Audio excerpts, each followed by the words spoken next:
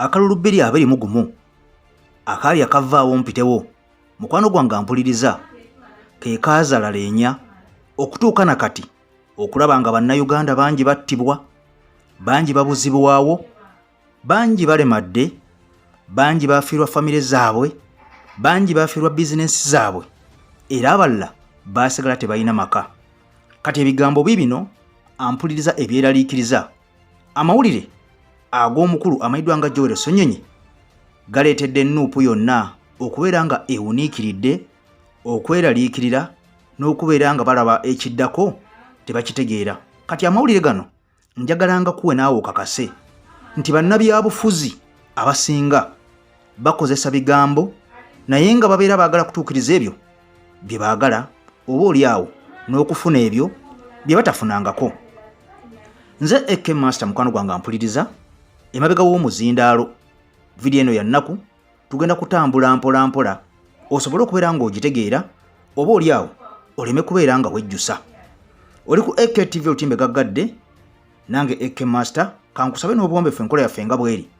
Osooke vidiyo eno ogiwa ekigalo oba kye tuyita like, esobole okubeera ng'efuna mileage, buli munnayuganda agifune asobole okubeera ng'ategeera mukwano gwange mpuliriza amawulire gano wadde ga nnaku wadde ga ssanyu tulina okubeera nga tugasharinga oba okugagabana tugategeere ffenna. Kale ompya kankusaba osubscribinge okonene kkade olwo nga luwaka gwetuteekayo munnanga abeera takusuba obeera otambula naffe ku mukutu gwaffe Gaggadde. Nze kansimbule mukwano gwange mpuliriza. Omwaka 2020 nga tegunnaba kubeera nga gutuuka, Mwami Yoweri Kaguta Museveni yavaayo n'alangirira mu lunye mu lwatu n'aga nti we gunaatuukira 2021 Uganda egenda kubeera tekyalina opposition yonna yadde n'akamu wano n'akatono. Kakati ebigambo ne bijja ng'era nga bwe tulaba essaawa zino bamaze okuba akalulu oyamu bw'atyo wa UPC n'awangula. Mwami Museveni yavuddeyo n'amuyozaayoza n'agamba nti UPC tutambulira mu kimu, DP tulinnya mu kimu, wabula FDC teyagikonyeeko. Era eno mu bibiina byagamba nti byafuuka minywanyi gya NRM tajoogerangako FDC. Weewaawo nga mulimu abamu abaavaamu ne beesoga NRM. Kati wulira ebigambo bibino mukwano gwange mpuliriza. Mwami Museveni amala okubeera ng'alangirira ebigambo ebyo nti 2021 tewajja kubeerawo opposition n'emu. Laba Mukama Katonda bw'atalya mandaazi atalya paani lwaleeta ekisinde ekya People Power. Bano baali tebamanyi nti wasobola n'okumerukawo ekisinde kyonna oba oliawo mu nsi Uganda. Olwo nga opposition yonna bamaze okubeera nga bagisensera n'okubeera nga bagitabaala nga eweddewo, nga basigazza kwambala mijoozi aba DP naye ng'ekyamazima bakolera Mwami Museveni. Era nga bwalaba Pulezidenti wa DP mukulu amanyiddwa nga Norbert Mao yavaayo mu lwatu ne yeeyambula naga nti nze nkolagana na NRM, era ono n'aweebwa n'obwa minisita w'eggwanga wa Ssemateeka ne Ssiga Eddamuzi. Kati wulira ebigambo bino. Gyebukadde olunaku olwaleero nga MK project etandise okufuuka omuzinzi. Mwami Museveni yalengera nti akaddiye, bw'amala okukiraba nti akaddiye nga wazze omusajja generational leader Oweekitiibwa Robert Kyagulanyi Ssentamu, ono ngazze n'omuyaga gw'amaanyi nnyo bwe yamagaamaga ng'alaba tasobola kubeera nga amweŋŋanga yadde okubeera nga amuggyawo. Ono yatuula wansi ku mmeeza n'ayita mutabani we Muhoozi Kainerugaba General essaawa zino n'amugamba ogenda kutabeera ng'otongoza ekiko ekisinde ekya MK. Kakati nowulira ebitiisa bibino.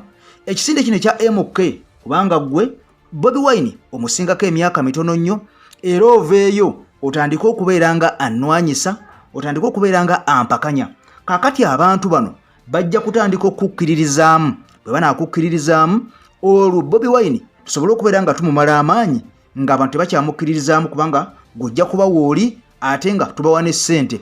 Ekyokubiri ojja kusobola okubeera ng'otalaga ensi Uganda nga bw'oyagala. Kakati bano ba Bobi Wine n'ekisinde kye ekya Nuupu tubeere nga tubakugira nga buli we tubalaba tubakuba miggo, tubateeka mu drone, tubasiba, osobole okubeera nga otambula Uganda yonna nga tewali akkwatako, osobole okubeera nga NRM ebbulukukira mu ggwe. Era ababaka bano aba Nuupu tandika okubeera nga oboogereza ng'obawa ssente basobole okubeera nga bakwegattako.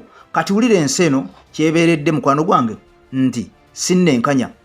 Ekisinde ekya MK kyavaayo Mwami Muhoozi yennyini n'agamba nti awakanya Mwami Museveni wadde nga amukkirizaamu era nga erolo mmodo we, wabula n'agamba nti ekibiina ekya NRM bye kikola abiwakanya era n'agamba ono nti kyekisibidde ddala ensi Uganda emabega.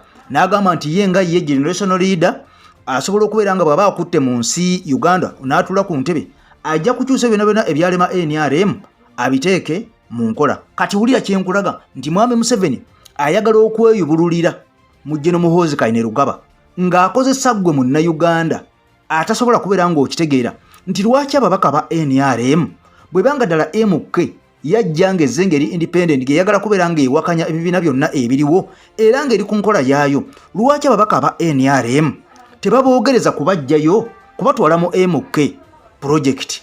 Lwaki teri mubaka n'omu owa NRM eyali asaze eddiiro n'ava mu NRM era ne bakikuliriza nnyo n'aga nti nfuuse wa MK okujjako bano abatono ennyo just abatambula mu butambuza waffe tuline MK naye nga tegabeera mawulire. Kitegeeza abantu bano bonna bebamu, njagala ntegere mukwano gwange ampuliza. Kakati kyova olaba nti boogereza n'olaba nti Kazibwe Bashir yasaze eddiiro naku lw'eggulo bw'atyo n'alangirira official ku mikutu gye n'agamba nti yegasse ku MK. Omusajja amanyiddwa nga MP Jime yavuddeyo mu bigambo by'olunaku olwajjo n'agamba nti kituufu yasinkanye MK General Muhoozi Kainerugaba, wabula ekyamusisinkanyiza si kubeera ng'asala eddiiro ave mu NUP okudda mu MK, wabula ekyamusisinkanyiza kubeera ng'asakira abantu be amusabe ekibbattaka kikendeere, obwavu mu bannayuganda basobole okubeera nga bamumalawo, abakyala basigalidde ennyo emabega basobole okubeera nga babakulaakulanya, oba oliawo n'ebirala bifaanaganako bwe bityo. Omukulu Jime bw'atyo bwe yategeezezza nga amaze okubeera nga ebifaananyi bye bifuluma ng'ali ne MK. Era ono n'awakanya nnyo abavuddeyo nga bagamba mbu yasaze eddiiro nadda ku MK. Ono wabula njagala omanye ababaka bangi bwe batyo bwe batandika nga bawoza kino na kiri, naye at the end of the day bafundikira beeyambudde nga bakakasiza nti tusaze eddiiro. Mujjukira Twakagabo yatandika kwebuzaabuza ne yeebuzaabuza, era ono yasookera ddala okubeera ng'avaayo n'alaga nti akaafuwadde ng'avudde mu NUP n'ayingira MK project ng'ekisinde. Kakati tubadde tuli awo nga ne Kazibwe Bashir naye amaze okubeera ng'akaafuwala ng'ava ku NUP n'asala eddiiro n'agenda ku MK project. Era ng'ono agamba nti ekyamututteyo kubanga mbu aba NUP tebalina mpisa, kubanga mbu bo tebakolaganika nabo ate oba tebamwagala kagende gye bamwagala. Kati ebigambo bya Joel Ssenyonyi ampuliza bimazeemu amaanyi banna NUP, wadde ng'ebigambo bino fe abalengerera ewala tetunaba kubeera nga tubikkiriza. Omusajja amanyiddwa nga Balamu Barugahare ono nga y'omu ku ba coordinator aba Muhoozi project side ezo ez'omu Maserengeta avuddeyo n'akawaŋŋamula n'aga nti akasayininga babaka basatu, kuno nga kuliko Twakagabo, nga kuliko omusajja amanyiddwa nga Kazibwe Bashir, nga kuliko ne MP Jime. Kakati ono n'agamba wabula omwaka guno gunaggweerako nga tumaze okusayiningayo abalala babiri, okuli omubaka amanyiddwa nga Namugga ono ng'akiikirira abantu b'e Mawogola, okuli n'omubaka amanyiddwa nga Joel Ssenyonyi ono ng'akiikirira abantu b'e Nakawa. Wabula njagala nnyo okimanyi nti Joel Ssenyonyi y'omu ku basajja basookera ddala okubeera nga beegatta ku NUP n'Okiibonyi Robert Kyagulanyi Ssentamu, era tasagaasaganangako bwe kyayeegatta ku NUP. Njagala nnyo omanye nti bannabyabufuzi bakubisa nnyo ebigambo basobole okubeera nga banafuye abo abalala abalowooza nti tekisoboka. Y'ensonga lwaki olaba nti Balamu Barugahare avuddeyo n'aga nti Joel Ssenyonyi tuli mu kumwogereza naye essaawa yonna yeegatta ku MK project. Wabula amawulire ag'omunda galaga nti Joel Ssenyonyi aseka n'okuseka n'akuba n'obulipo, era bw'ategeeza nti tasobola kubeera nga yadde olunaku n'olumu avaayo akaafuwale ave mu NUP yegatte ku MK project. Era ono agamba talina kibiina na kimu kyalaba mu Uganda, kirina future y'abannayuganda, kitegeera bannayuganda nga NUP bwetegera ebizibu by'abannayuganda. Era ono agamba ebimwogerwako byonna bya bwerere byappa byabwewusa, talisala ddiiro era talikikola. Okusinziira ku Balamu anoonyayo propaganda asobola okubeera nga anafuya bano ba MPs abalala bagambe nti olaba Joel Ssenyonyi omwogezi w'ekibiina ekya NUP ow'oku ntikko asala eddiiro naye ate ffe. Wabula njagala nnyo kimanyi mukwano gwange ampuliza nti akalulu ka 2021 kaaleka Mwami Museveni nga anafuye, kaamuleka akozze n'ebibuuzo bingi kuba ono yali amaze okusaanyaawo opposition yonna ng'ewedde waagikubye ku ttaka. Mukama Katonda gye yajja NUP eyalumya Mwami Museveni omutwe era ogenda okakkana nga bannayuganda basoba mu 50 kigambibwa era mu bigambo bya mwami Museveni nti bano battibwa nga poliisi yebatta n'abakuumaddembe abalala olwavaawo mpitewo eyali mu kalulu kano akaali ak'okufa n'okuwona, era nga bangi baasigala bafumbya miyagi, era nga n'abalala baasigala banyiga biwundu, abalala nga bafiiddwa ne bizinesi zaabwe oba olyawo. Era okuva olwo mwami Museveni taddangamu kukkiriza Lukiiko Robert Kyagulanyi Ssentamu kubeera ng'akola emirimu gye nga bwe yagikolanga egy'okuyimba mu nsi Uganda, era eddembe lye lyamuggyibwako mu bintu ebisinga. Ampuliriza, sijja kweyongerayo nnyo. Kanse Mukama Katonda akunkuumira atakuumira mpeera, akumpeera ebirungi ebikira obugulu bw'eggongolo.